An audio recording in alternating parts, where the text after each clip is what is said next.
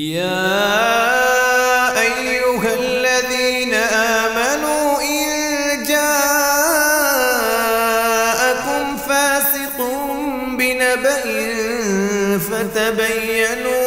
فتبينوا أن تصيبوا قوما بجهالة فتصبحوا على ما فعلتم نادمين. بسم اللہ الرحمن الرحیم.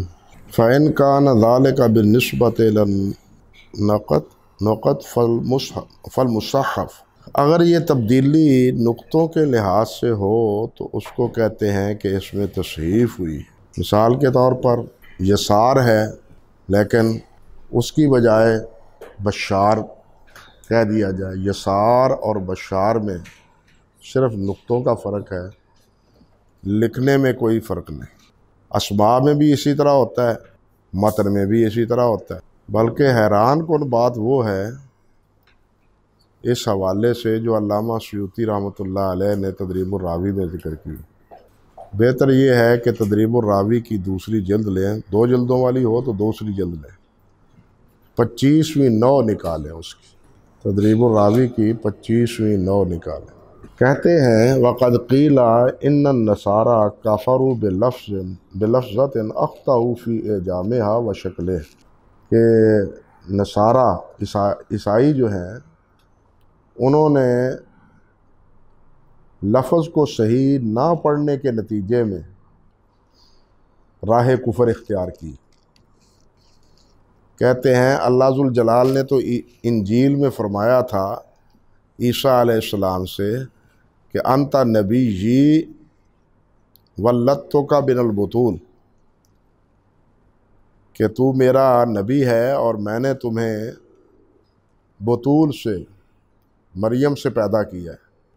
مگر فصحفوها وقالوا انت بنی ولدتک، تو میرا بیٹا ہے، میں نے تمہیں جنا ہے، میں نے تمہیں جنا ہے.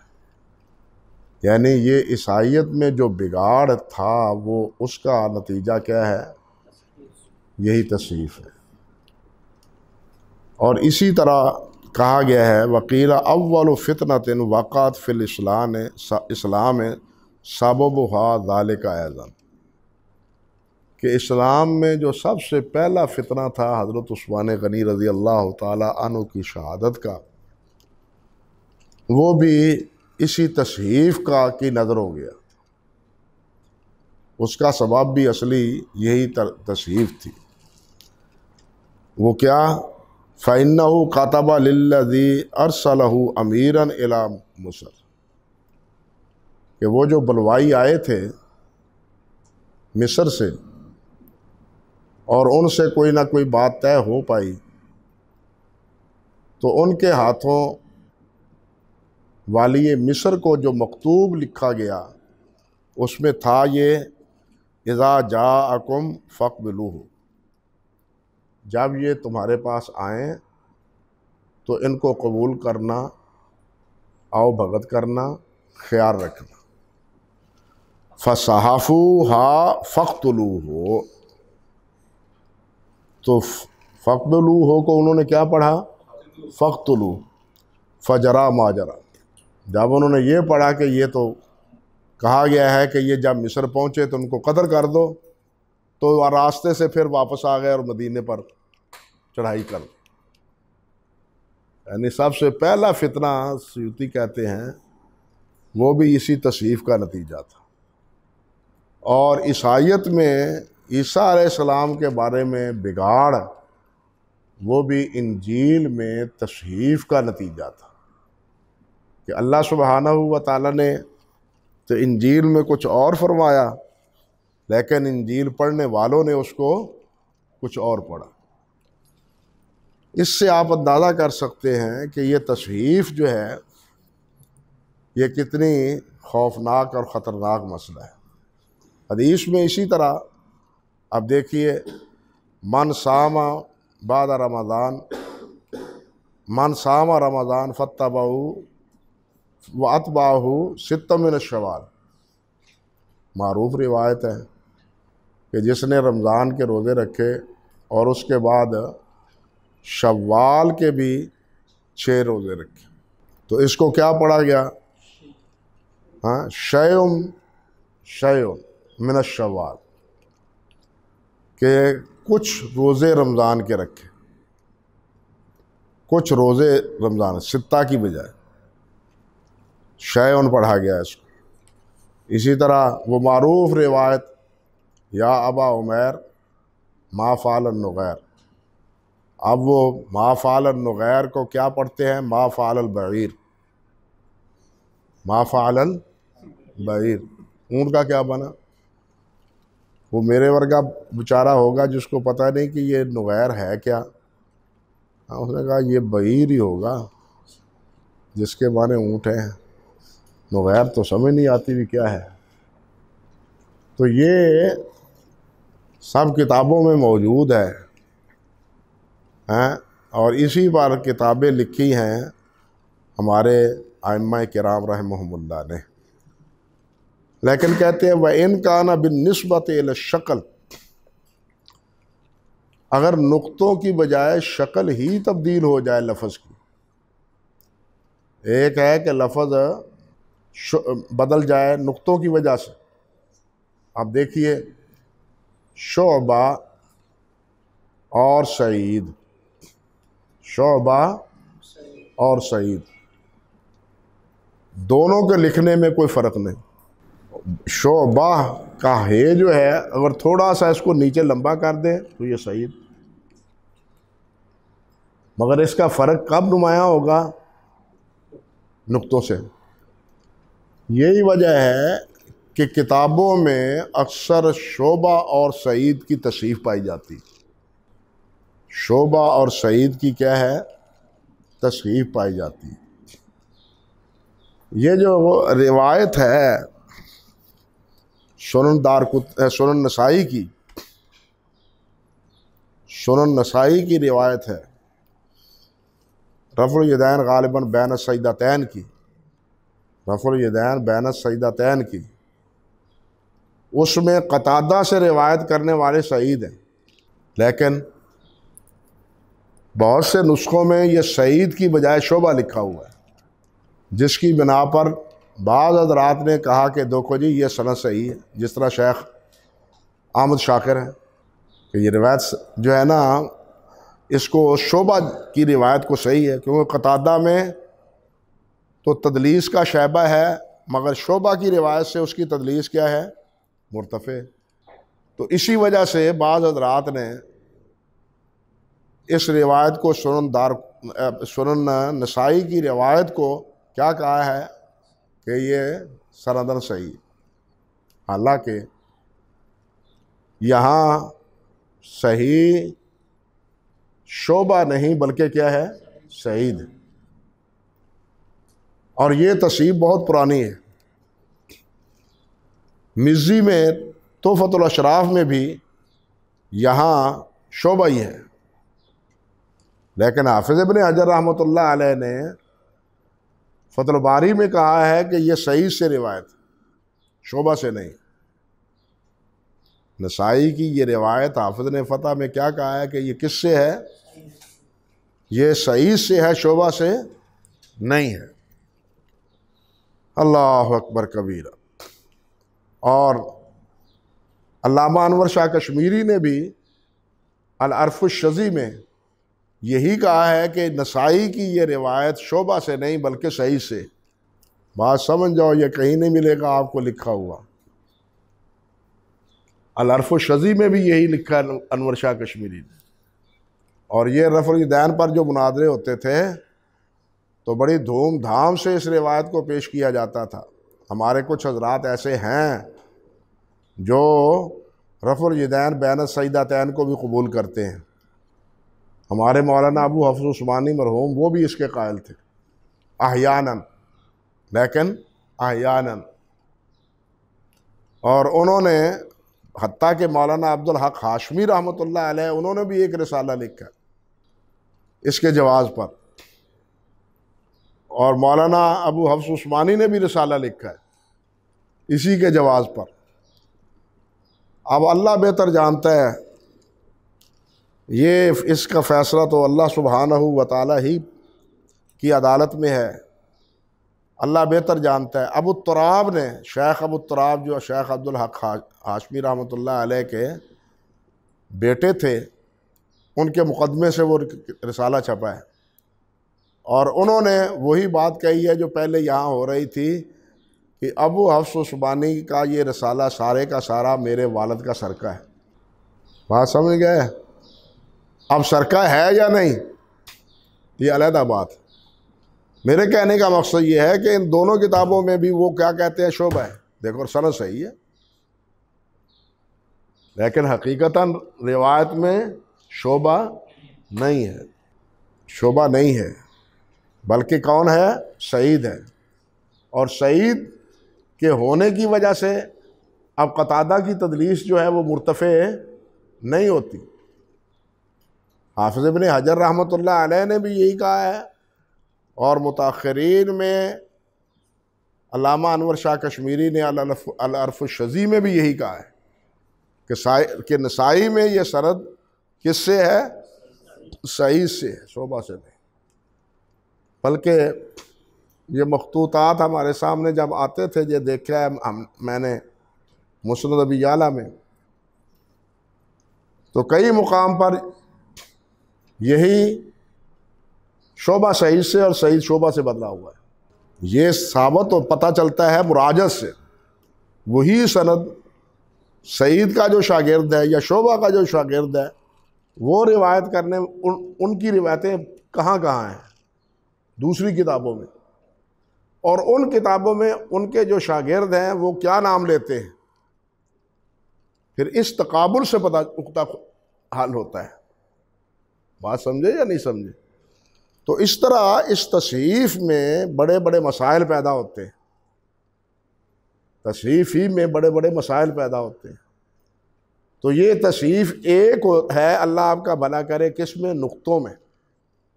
سعید کو دیکھو، دونوں میں لکھنے میں کوئی فرق ہے، نقطوں کا فرق ہے۔ اور مجھے ذہن میں آتا ہے غالباً المجروحین کے مقدمے میں جو اخطاء ہیں ان میں، یعنی راویوں کی غلطیوں کے حوالے سے جو ذکر کیے ہیں واقعات 20-25 سے زیادہ، ان میں سے ایک یہ بھی ہے۔ یہ اگر آپ مراجعت کر لیں المجروحین کے مقدمے کی تو غالباً اس میں بھی یہ چیز مل جائے گی آپ کو انشاءاللہ۔ اللہ اکبر۔ تو یہ نقطوں کے اعتبار سے اگر تصحیف ہے، اگر یہ غلطی ہے، تو پھر اس کو تو کہتے ہیں تصحیف، اور اگر حرف ہی بدلا ہوا ہے، اگر حرف ہی شکل ہی بدلی ہوئی ہے، پھر اس کو کہتے ہیں محرف تحریف۔ تحریف اور تصحیف میں فرق کیا ہے؟ حافظ ابن الصلاح رحمۃ اللہ علیہ نے ان دونوں کو ایک ہی قسم بنایا ہے، ان دونوں کو ایک ہی قسم بنایا ہے۔ ہمارے شریف حاتم صاحب نے نقد کیا ہے حافظ پر کہ متقدمین تو یہ تفریق نہیں کرتے، آپ نے یہ کہاں سے بنا لی؟ میں کہتا ہوں کہ ان کا یہ اعتراض حافظ پر درست نہیں ہے، کیونکہ دونوں کی نوع علیحدہ علیحدہ ہے، دونوں کی کیفیت جدا جدا ہے۔ ایک ہی کیفیت کا تعلق ہے نقطوں سے، ایک ہی کیفیت کا تعلق ہے شکل سے، شکل و صورت سے، اس کی لکھنے سے۔ تو یہ دو حیثیتیں ہیں، آپ ایک ہی نوع میں دونوں کو ذکر کر دیں فبہا، لیکن اگر آپ تفریق کریں تو تفریق پر کوئی قدغن، کوئی حرف شکایت نہیں ہے، کیونکہ یہ دو علیحدہ چیزیں ہیں۔ ایک کا تعلق نقطوں سے ہے اور ایک کا تعلق لفظ سے۔ سمجھ آ گئی بات ہے؟ اللہ اکبر کبیرہ۔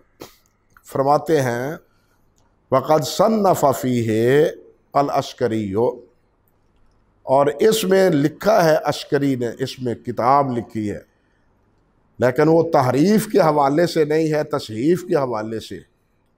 تصحیفات المحدثین آپ کے خزانے میں یہاں ہوگی، تصحیفات المحدثین 3 جلدوں میں، ایک جلد میں فہرست ہے۔ تصحیفات المحدثین علامہ عسکری رحمۃ اللہ علیہ کے ابو احمد حسن بن عبداللہ بن سعید العسکری رحمۃ اللہ علیہ جو 382 میں فوت ہوئے تھے، ان کی کتاب۔ اور دوسری کتاب ہے امام دارقطنی رحمۃ اللہ علیہ کی کتاب التصحیف، امام دارقطنی رحمۃ اللہ علیہ کی۔ اللہ اکبر کبیرہ، اللہ اکبر کبیرہ۔ اور امام دارقطنی کی یہ کتاب رحمۃ اللہ علیہ کی یہ زیور طبع سے آراستہ نہیں ہوئی، البتہ اس کی تعریف بڑی کی ہے ابن الصلاح رحمۃ اللہ علیہ نے اور علامہ سیوطی رحمۃ اللہ علیہ نے بھی، اور کہا ہے کہ اورد الدارقطنی فی کتاب التصحیف کل تصحیح وقع للعلماء حتی فی القرآن، کہ تمام قسم کی تصحیفات کا امام دارقطنی نے استیاب کی کوشش کی ہے، حتیٰ کہ قرآن مجید میں بھی جو تصحیفات ہوئی ہیں اس قسم کی پڑھنے میں یا لکھنے میں، تو اس کی نشاندہی بھی امام دارقطنی رحمۃ اللہ علیہ نے کی ہے۔ یہ بات کہی ہے علامہ سیوطی رحمۃ اللہ علیہ نے اسی تدریب الراوی میں، دوسری جلد صفحہ 195، یہی طبع جو ہے 195 میں یہ لکھا، وَأَوْرَدَ الدَّارَقُطْنِي فِي كِتَابِ التَّصْحِيف كُلَّ تَصْحِيفٍ وَقَعَ لِلْعُلَمَاء حَتَّى فِي الْقُرْآنِ مِنْ ذَلِكَ مَا رَوَاهُ عثمان بن ابی شیبہ قرأ على أصحابه في التفسير جعل السفينة في رحل أخيه وقيل له إنما هو جعل السقاية فقال أنا وأخي أبو بکر لا نقرأ لعاصم۔ اب دیکھیے توجیہ بمالا یرضا بہی قائلہ، اپنی خفت مٹانے کے لیے ہم عاصم کی قرات نہیں پڑھتے، حفص کی قرات پڑھتے ہیں۔ اللہ معاف فرمائے، یہ پرانا طریقہ چلا آ رہا ہے اپنی خفت مٹانے کے لیے۔ انا للہ قارا وقارا علیہ فی التفسیر، وہ میں آپ کو بتلایا تھا، الف لام میم الم تری کیف فعل ربک باصحاب الفیل، قال الف لام میم، یعنی کہ اول البقرہ۔ الم تری کیف فعل ربک کو کیا پڑھ رہا ہے؟ تو قرآن مجید بھی صحیح بات یہ ہے کہ استاد کے پڑھانے سے ہی پڑھا جاتا ہے، بلکہ میں نے آپ سے ذکر کیا تھا غالباً کہ ائمہ فرماتے ہیں، جس طرح کہ الجامع میں خطیب بغدادی رحمۃ اللہ علیہ نے فرمایا ہے، لا تقرؤوا عن المصحف لا تقرؤوا عن الصحف، یہ جو صحفی ہے نا کئی کتابوں سے پڑھنے والے، ان سے مت قرات پڑھو یا ان سے مت تعلیم حاصل کرو، ان سے تعلیم حاصل کرو جن کو ہر چیز ازبر ہے، جن کو ہر چیز ازبر ہے۔ ہمارے گاؤں میں ابھی ہم تیسری کلاس میں پڑھتے تھے، زیادہ سے زیادہ تیسری چوتھی کلاس میں، تو حافظ صاحب جب ہمارے گاؤں میں آئے، وہ صبح کی نماز پڑھا کے بیٹھے رہتے اپنا وظیفہ پڑھنے کے لیے، بیٹھے رہتے پڑھتے رہتے۔ ہم نے اسکول جانا ہوتا، ہمارے دل میں گسر بسر ہوتی کہ حافظ صاحب کا پتہ نہیں کب صحیح اپنا وظیفہ ختم ہو اور ہم سبق شروع کریں۔ اللہ اکبر کبیر، اللہ اکبر کبیر۔ اس وقت یہ سرسوں کے تیل کے دیے ہوتے تھے، مٹی کے تیل کے، اس کی بو آتی تھی، سرسوں کے تیل کے دیے ہوتے تھے، بجلیوں کا تو وہ دور ہی نہیں تھا، یہ 57-58 کی بات، 57-58 کی بات۔ تو جب وہ وظیفہ ختم ہوتا نا، ممبر کے ارد گرد صاحب ایسے بیٹھے ہوتے سارے محراب کے، تو وہ ایک اتنا آسا لکڑی ہوتی، چھوٹی ہوتی، اور ساتھ یعنی پڑھو، سب پڑھو۔ اب سب پڑھ رہے ہیں، اور جتنے ہیں 8-10 ساتھی پڑھنے والے، میرے ابا جی بھی اس میں ہوتے تھے، قرآن سناتے تھے کہ آپ صاحب میرا قرآن جی سنیں، میری تصحیح ہو جائے گی۔ ہم پڑھنے والے ابتدائی پارے وہ بھی ہوتے تھے۔ اب جہاں بھی کسی نے کوئی لفظ غلط پڑھا ہے، انہوں نے لفظ صحیح پڑھ دیا یہ لفظ جی۔ میں نے 2 دفعہ اس کا تجربہ کیا، میں نے کہا انہوں کی پتہ لگتا ہے اینے شور چ میں ٹپا مار جاندہ۔ طالب علم شرارتی بھی ہوتے ہیں نا، ٹپا مار جاتا۔ وہ جب بھی میں نے یہ کیا آگے صحیح پڑھ دیا۔ آپ اندازہ کریں کہ ان کو قرآن کتنا ضبط تھا۔ ہاں اسی سے وہ کہتے ہیں وَقْرَؤْا لَا تَقْرَؤْا عَنِ الصُّحُفِ، صحیفے والوں سے نہ پڑھو، جن کو ضبط ہے ان سے پڑھو، ان کو صحیح پتہ ہے کہ کیا لفظ ہے۔ ہاں صحیفوں میں تو غلط پڑھنے والے بھی پڑھ جاتے ہیں۔ اللہ تعالی ہمارے حال پر رحمت فرمائے۔ اللہ اکبر کبیر۔ بڑے بڑے اللہ کے بندے ہیں، حفظ والے۔ نہیں ہم گاؤں میں تھے ہمارے، وہ الہ آباد اور لیاقت پور کے درمیان ایک گاؤں ہے، بستی کا نام ہی حافظوں والی بستی، حافظ والی بستی، بستی کا نام ہی یہ حافظ والی بستی۔ ہاں جی، اور کہتے ہیں کہ وہاں اکثر جتنے نوجوان ہیں سب قرآن مجید کے حافظ ہوتے تھے۔ وہ الہ آباد ہمارے 4 میل کی مسافت پر ہے لیاقت پور سے، اس کے درمیان ایک گاؤں تھا۔ اللہ اکبر کبیر۔ ہاں بڑے آپ صاحب تو بڑی بات ہے ان کی، اللہ اکبر۔ تو خیر یہ ہے تصحیف اور تحریف، اور یہ جو کتابیں ہیں امام عسکری رحمۃ اللہ علیہ کی یا امام دارقطنی رحمۃ اللہ علیہ کی، ان دونوں کا تعلق تصحیف سے ہے، تحریف سے نہیں۔ فرماتے ہیں وَلَا يَجُوزُ تَعَمُّدُ تَغْيِيرِ صُورَةِ الْمَتْنِ مُطْلَقًا وَلَا الْاخْتِصَارُ مِنْهُ وَأَكْثَرُ مَا يَقَعُ فِي الْمُتُونِ۔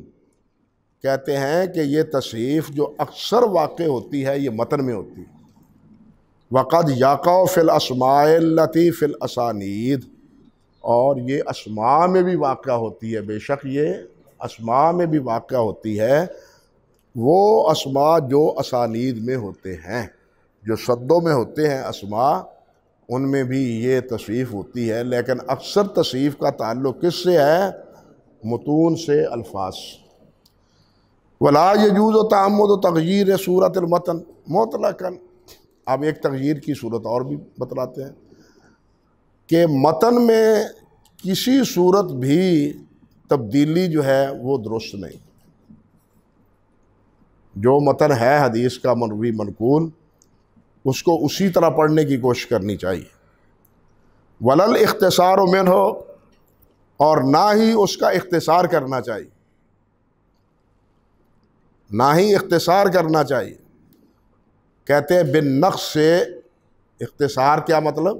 نقص کے ساتھ، کہ متن کے الفاظ کم ہو جائیں، وہ متن نہ رہے، اپنی طرف سے ایک لفظ بنا کے اس کا مفہوم ادا کر دی۔ کہتے ہیں یہ درست نہیں۔ ولا ابدال اللفظ المراد باللفظ، اور نہ ہی لفظ کے بدلے میں ہم معنی اسی کا مفہوم دوسرے لفظ میں جو ہوتا ہے اس کو بھی نہیں بدلنا چاہیے، اس کو بھی تبدیل نہیں کرنا چاہیے جو دوسرے لفظ کا مترادف ہو۔ الا لعالم، فرماتے ہیں ہاں جو صاحب علم ہے، جس کو لغت پر پورا عبور حاصل ہے، جس کو معانی اور مطالب اور فقہ پر پوری بصیرت حاصل ہے، وہ کر سکتا ہے۔ کون؟ الا لعالم بمدلولات الالفاظ، الفاظ کے استدلال کی جس کو مہارت ہے، اس الفاظ کے بدلنے سے اس میں کیا مسائل پیدا ہوتے ہیں، اور اس لفظ سے کیا الفاظ پیدا ہوتے ہیں، کیا معانی تبدیل ہوتے ہیں۔ یعنی مفہوم ایک لفظ میں کئی، اللہ آپ کا بھلا کرے، قرآن مجید یعنی عرب زبان جو ہے وہ اتنی وسیع ہے کہ ایک ایک لفظ کے لیے سینکڑوں الفاظ، تلوار کے لیے بھی، شراب کے لیے بھی، اسی طرح دوسرے الفاظ کے لیے کئی الفاظ۔ کہتے ہیں مترادفات سے اجتناب کرنا چاہیے، اللہ یہ کہ کوئی عالم ہو اور ان الفاظ کی جو دلالتیں ہیں، جو مفاہیم اور معانی ہیں، ان پر اس کو جس کو عبور حاصل ہو، اس کے لیے تو گنجائش ہے، وہ کر سکتا ہے۔ وَبِمَا يُحِيلُ الْمَعَانِي عَلَى الصَّحِيحِ فِي الْمَسْأَلَتَيْنِ، اور جو معانی، وہ لفظ جو پہلے لفظ کے معنی کو ہی بدل دے، وہ لفظ نہیں بدلنا چاہیے۔ کہتے ہیں علی الصحیح، صحیح طور پر، فی المسألتین، دونوں مسئلوں، یعنی دو مسئلے کیا؟ اختصار حدیث یا ابدال لفظ، اختصار حدیث یا ابدال لفظ، ان دونوں میں اولا کیا ہے، بہتر کیا ہے کہ دونوں الفاظ کو بدلا نہ جائے۔ صحیح بات کہتے ہیں، آسن یہی ہے، اگرچہ عالم کے لیے اس کی گنجائش ہے۔ کہتے ہیں اللہ آپ کا بھلا کرے، اما اختصار الحدیث فالاکثرون علی جوازہ، رہ گیا راوی اختصار حدیث، حدیث کا اختصار کرنا، تو اکثر علماء اس کے جواز کے قائل ہیں، جمہور کے نزدیک اس کا جواز ہے۔ یہ جو معروف روایت ہے نا، نظر اللہ عمران سامعہ مقالتی، اس سے جو فوائد جمع کیے ہیں حضرت شیخ عبد المحسن عباد رحمۃ اللہ علیہ نے، ایک پورا رسالہ اسی روایت کی تخریج پر، اور اس کے الفاظ سے مستنبطہ مسائل پر، ان کے جو مجموعہ رسائل 7-8 جلدوں میں چھپے ہیں نا، یہاں ہیں آپ کے پاس، ان میں یہ رسالہ بھی چھپا ہوا ہے، ان میں یہ رسالہ بھی چھپا ہوا ہے۔ اور اس کے جواز کے لیے اس حدیث سے بھی استدلال کیا گیا۔ نظر اللہ عمران سامعہ مقالتی فحافظہا فأداہا کما سامعہ، کما سامعہ، جس طرح کہ اس نے سنا ہے۔ فرماتے ہیں وَأَمَّا الاختصار الحدیث فالأكثر على جوازه بشرط أن يكون الذي يختصره عالما، وہی جو بطر میں بات کہی ہے، اکثر اس کے جواز کے قائل ہیں اس شرط پر کہ جو اس کو تبدیل کر رہا ہو یا اختصار کر رہا ہو، وہ کون ہو؟ عالم ہو، وہ اہل علم میں سے ہو۔ لأن العالم لا ينقص من الحدیث الا ما لا تعلق له، کیونکہ وہ اگر حدیث میں سے کوئی حذف کرے گا، نقص کرے گا، تو اس لفظ کو ہی کرے گا جس کا اس حدیث کے ساتھ تعلق نہیں، اس حدیث کا اس کے ساتھ تعلق نہیں، اس کو حذف کر دے گا۔ اللہ اکبر کبیرہ۔ وَبِمَا مَا لَا تَعَلَّقَ لَهُ بِمَا يُبْقِيهِ مِنْهُ، اس سے جس کو اس نے باقی رکھا ہے، جن الفاظ کو باقی رکھا ہے، ان کے ساتھ حذف الفاظ کا کوئی تعلق نہیں ہے۔ بِحَيْثُ لَا تَخْتَلِفُ الدَّلَالَةُ، اس حیثیت سے کہ استدلال میں، دلالت میں، معانی میں وہ کیا ہو؟ مختلف نہ ہو۔ وَلَا يَخْتَلُّ الْبَيَانُ، اور بیان وہ بھی مختل نہ ہو، اس میں بھی خلل واقع نہ ہو۔ حتیٰ یکون المذکور والمحذوف بمنزلۃ خبرین، یوں نہ ہو جائے کہ ایک خبر دو خبریں سمجھی جائیں۔ جب دو معنی بن جائیں، دو مفہوم علیحدہ علیحدہ ہو جائیں، تو اس کا مطلب یہ ہے کہ یہ دو حدیثیں ہیں، حالانکہ حدیث تو ایک ہے۔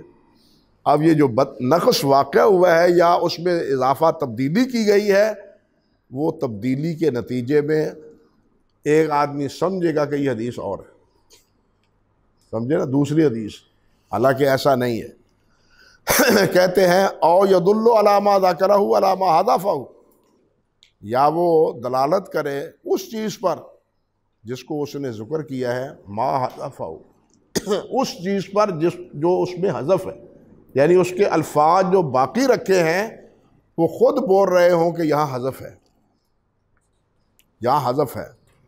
فرماتے ہیں بخلاف الجاہل، برعکس جاہل آدمی، ناواقف کے، فَإِنَّهُ قَدْ يَنْقُصُ مَا لَا تعلق کا ترک الاستثناء، کہ جو جاہل آدمی ہے وہ ایسی چیز کو چھوڑ دے گا، حذف کر دے گا، نقص واقع کر دے گا جس کا کوئی تعلق اس سے نہیں ہے۔ مثال کے طور پر حدیث میں استثناء موجود ہے، وہ اللہ سے آگے کی جو استثناء جو ہے اس کو حذف کر دے۔ وہ پہلے جیسے ترک الاستثناء ہے، استثناء کو حذف کر دے، تو اب استثناء کو حذف اگر کیا تو حدیث کا مفہوم ہی بگڑ گیا، اس کے مدلولات استدلال وہی تبدیلی واقع ہو گئی۔ یہ چیز جو ہے نا درست نہیں، جس طرح لا یباع الذهب بالذهب الا سواء بسواء، یہ تو اسی طرح ہے نا جس طرح کہتے ہیں یؤمنون ببعض الکتاب ویکفرون ببعض، یا جس طرح کہتے ہیں لا تقربوا الصلاۃ وانتم سکارا، حذف کر دیا، لیکن لا تقربوا الصلاۃ جو کہے گا وہ یہی کہیں گے نا، آج کے کئی جاہل کہتے ہیں قرآن میں ہے لا تقربوا الصلاۃ، یہ جاہل ہی کہہ سکتا ہے نا، لا تقربوا الصلاۃ تو قرآن میں ہے، آپ تو صلاۃ کہتے پھرتے ہیں، تو یہ جاہل ہی کو کر سکتا ہے، عالم نہیں کر سکتا۔ اسی طرح لا یبیع، جس طرح حدیث میں آتے ہیں لا یباع الذهب بالذهب، ذهب کا ذهب کے ساتھ تبادلہ نہیں، ذهب کا ذهب کے ساتھ تبادلہ نہیں، سونے کی بنی ہوئی اشیاء اور سونا ان دونوں کی تبدیلی نہیں۔ کہتے ہیں الا سواء بسواء، ہاں برابر برابر، جو زیور بنا ہوا ہے اس میں تو کھوٹ بھی ہے، زیور جو بنا ہوا ہے اس میں تو کھوٹ بھی ہے، اور آپ سے سوال کرتے ہیں علماء کرام سے لوگ زکوٰۃ کے مسئلے میں کہ جی جو زیور کی زکوٰۃ ہے وہ پورے زیور کی ہے یا کھوٹ نکال کے ہے؟ ماشے میں ایک رتی شامل کرتے ہیں، 12 ماشے 12 رتی تو نکل گئی، سمجھے یا نہیں سمجھے؟ اور اگر جب وہ تولوں میں ہو تو پھر کتنا اس میں کھوٹ ہوگا اور کتنا ذهب ہوگا، سمجھے نہیں؟ تو یہ چیزیں یعنی حرف استثناء کو حذف کر دینا، اس سے بہت سے بگاڑ پیدا ہوتے ہیں، اور وہ وہی حذف کرتا ہے جو جاہل ہے، جو بے خبر۔ اللہ اکبر اللہ اکبر اللہ۔ اسی طرح لا یفرقن عن بین الا عن تراض، اب اگر الا عن تراض کو حذف کر دیا جائے تو اس کا مطلب یہ ہے کہ بے کا کوئی جواز ہی باقی نہیں رہ جاتا۔ اگر فریقین راضی ہوں پھر ٹھیک ہے، اگر فریقین راضی نہیں ہیں، لیکن عن تراض سے اس کا یہ مطلب بھی نہیں ہے، اللہ معاف فرمائے، کہ اگر لین دین کرنے والا سود پر راضی ہے تو پھر بے صحیح ہے، یہ بھی نہیں، کیوں کہ وہ تو محرمات میں سے، کیونکہ وہ کیا ہے محرمات میں سے۔ فرماتے ہیں وَأَمَّا الرِّوَایَةُ بِالْمَعْنَىٰ، ایک صورت ہے روایت بالمعنی کی، اللہ اکبر کبیر، روایت بالمعنی کی، فالخلاف فیہ شہیر، تو اس میں بھی اختلاف مشہور ہے۔ امام مالک رحمۃ اللہ علیہ وہ کہتے ہیں حدیث نبوی میں تو اس کی کوئی گنجائش نہیں، حدیث نبوی کو معنی بیان نہیں کرنا چاہیے، امام مالک کا بھی یہی موقف نقل کیا گیا ہے۔ بعد نے یہ کہا ہے قیل لا یجوز لغیر الصحابہ، کہ صحابہ کے علاوہ کسی اور کو معنی روایت بیان کرنے کی ضرورت نہیں۔ یہ مختلف اقوال ہیں جو خطیب بغدادی نے نقل کیے ہیں، الکفایہ میں بھی، اور اللہ آپ کا بھلا کرے جامع میں بھی، اور ہمارے یہ تدریب الراوی میں فضل المغیث میں۔ وقیل لا یجوز لغیر الصحابہ والتابعین، ایک تیسرا قول یہ بھی ہے صحابہ کے ساتھ تابعین، یعنی یہ اختصار اگر کرنے کا جواز ہے تو صحابہ اور تابعین کو ہے، کسی اور کو نہیں۔ اور قیلا لا یجوز ان کان موجبہ عملا، اور بعد نے کہا ہے کہ جس کا عمل کرنا لازم ہے، واجب ہے، ضروری ہے، اس کو مانن نہیں بدلا جا سکتا، نہیں بدلا جا سکتا۔ جیسے کہ تحلیل التسلیم و تحریم التکبیر، تحلیل نماز کے بارے میں تحلیل تسلیم اور تحریم التکبیر، کہ نماز کو سے باہر چیزیں، جو چیزیں جائز ہیں، حلال ہیں، کرنا درست ہے، تکبیر نے اس کو حرام کر دیا، اور تسلیم نے اس کو پھر ان چیزوں کو پھر کیا کر دیا ہے، تحلیل حلال کر دیا، جائز قرار دے دیا۔ اب ایسی روایت جس کا تعلق عمل کے ساتھ ہے اور وجوبی ہے، اس کو مانن میں تبدیل کرنا درست ہے، مگر یہاں تو تکبیر کو بھی بدلا گیا اور تسلیم کو بھی بدلا گیا، تحریم تکبیر کو بھی بدلا گیا، فسب اور کیا فذکر اسم ربہ فصلی، کیا ہے قرآن مجید میں، وکبرہ کا کہ لفظ ہے قرآن مجید میں، فکبرہ تکبیرہ، یہ قرآن مجید میں کہا ہے، وذکر اسم ربہ فصلی، وہ دلیل اس سے لیتے ہیں کہ اللہ کے کسی نام کا ذکر کیا جائے اور نماز پڑھ لی جائے، ٹھیک، اللہ کے نام سے شروع کرنی، وذکر اسم ربہ، یہ قرآن مجید کا اطلاق ہے، اور اب اس کی تخصیص خبر واحد سے درست نہیں، پھر اصول یہ آ جاتا ہے، وہ سمجھے مولوی صاحب کہ پھر تخصیص خبر واحد سے جائز نہیں، حالانکہ اصول فقہ میں لکھا ہے کہ ائمہ اربعہ کے نزدیک ہی خبر واحد سے مطلق کی تقیید تعیین ہو سکتی، بہت سی مثالیں اس کی موجود ہیں، بہت سی مثالیں، اللہ اکبر کبیرہ، لیکن یہاں الفاظ کو تو نہیں بدلا، تحلیل و تسلیم و تکبیر و تحریم و تکبیر، یہاں الفاظ حدیث کو تو بدلا نہیں، لیکن اس کے معانی مطالب مدلول کو بدل دیے اور اس کو اجتہاد کی بھیڑ چڑھا دیا، سمجھے بات، یہ اجتہادی مسئلہ ہے، اب آپ کیا کر سکتے ہیں جناب، جب اجتہادی مسئلہ ہے تو آپ کیا کر سکتے ہیں، انا للہ و انا الیہ راجعون، اللہ رحم کرے ہمارے حال پر۔ چلیے، بات تو یہاں بہت سی کرنے کی گنجائش ہے، لیکن چھوڑتے ہیں۔ وَإِنْ كَانَ مُوجِبُهُ عِلْمًا جَازَ،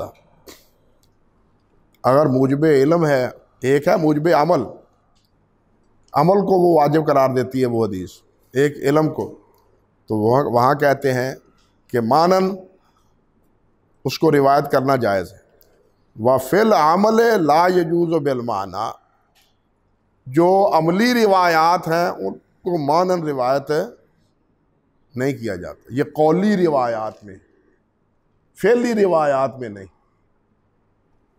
فعلی روایات میں نہیں، بلکہ کس میں، قولی روایات میں۔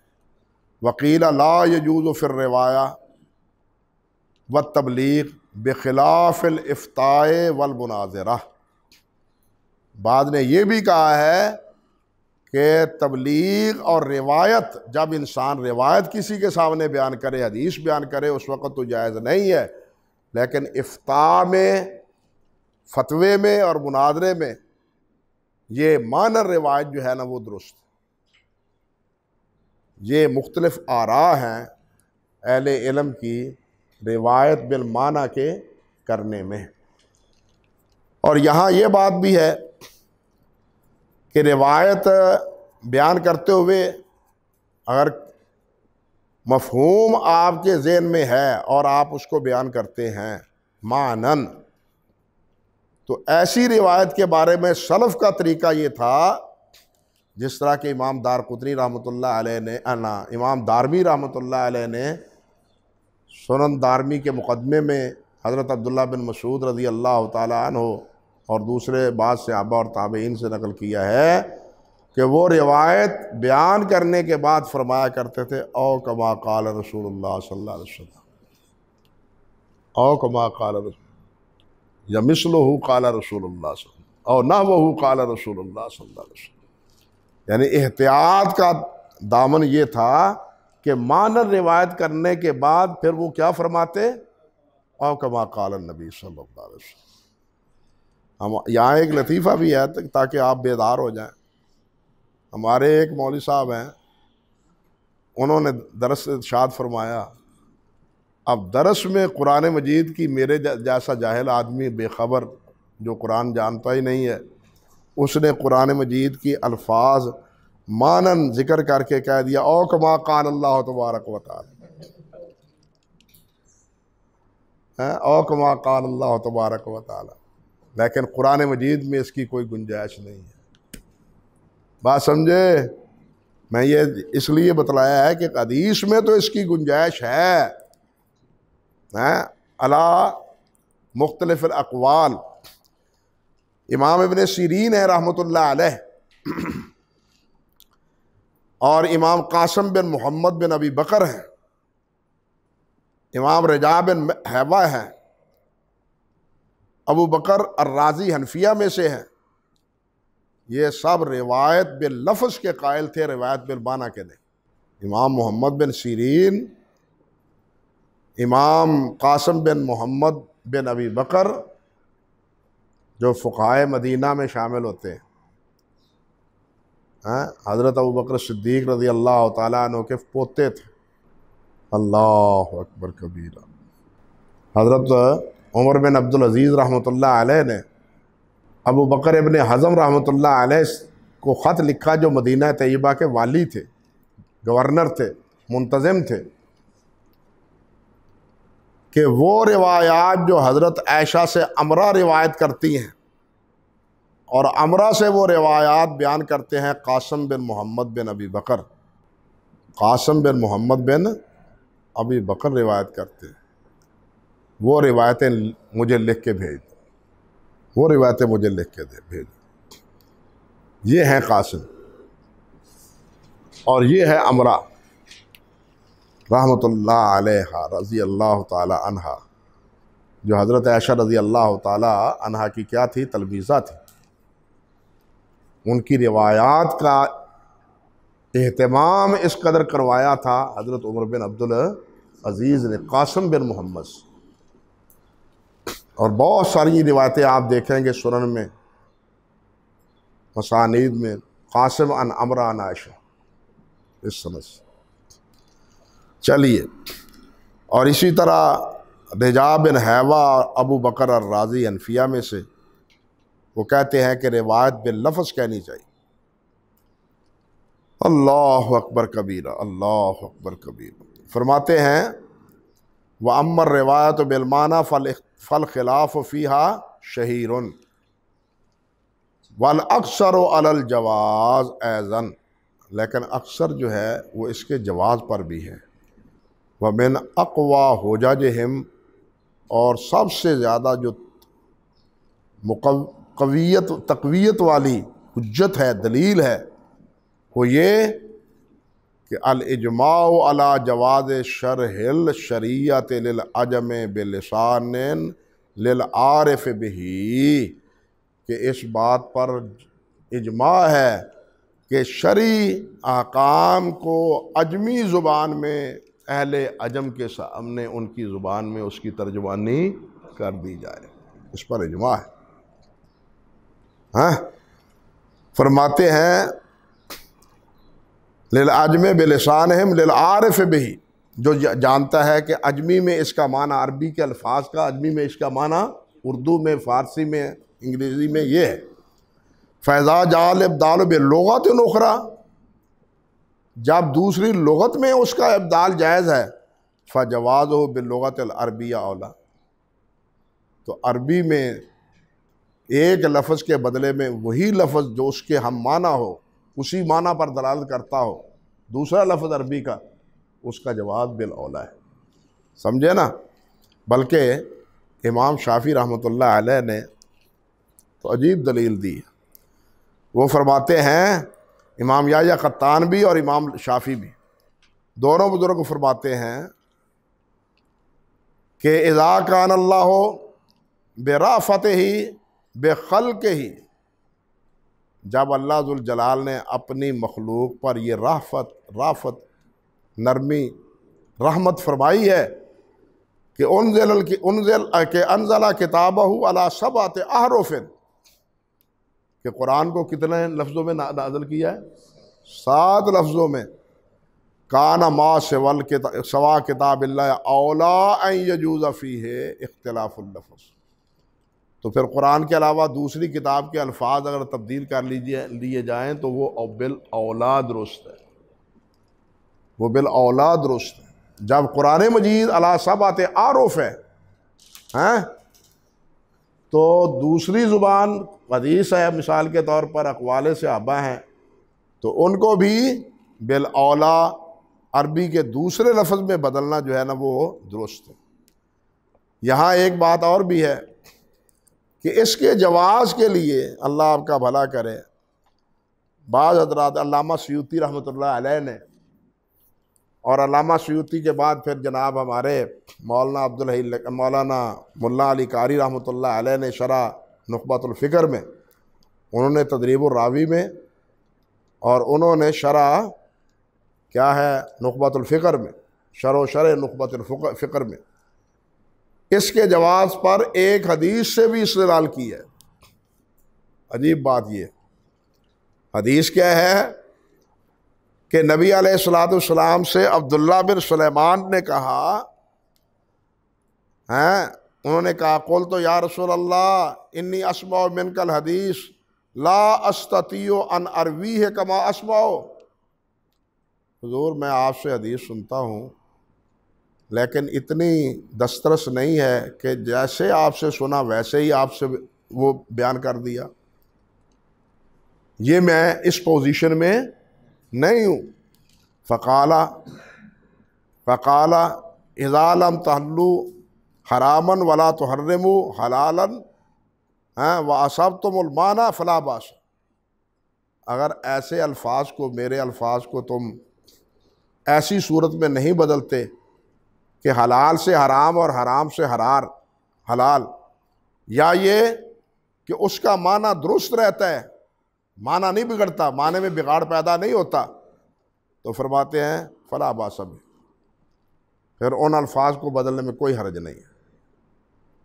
یہ روایت اصل میں ابن مندہ نے ذکر کی ہے اور طبرانی میں، ان دونوں کے حوالے سے علامہ سیوطی نے ذکر کی ہے، اور پھر بعد میں یہی نقل کی ہے کس نے؟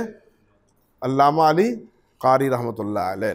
لیکن پہلی بات تو یہ ہے کہ یہ روایت عبداللہ بن سلیمان سے ہے ہی نہیں، پہلی بات تو یہ، اور دوسری بات یہ ہے کہ یہ روایت سخت ضعیف، حتیٰ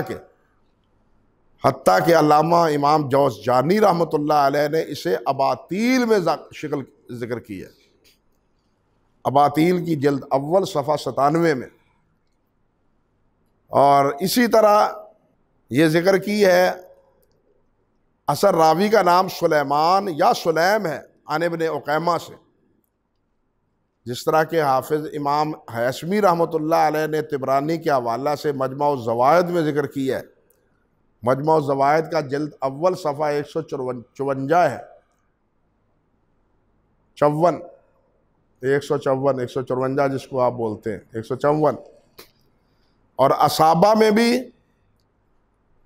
میں بھی سلیم کے ترجمہ میں، اور فتح المغیث میں بھی سخاوی رحمۃ اللہ علیہ۔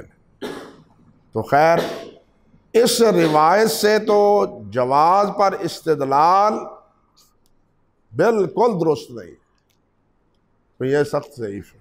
ہاں وہ جو استدلال امام شافعی رحمۃ اللہ علیہ نے کیا ہے اس میں تقویت ہے، وہ درست۔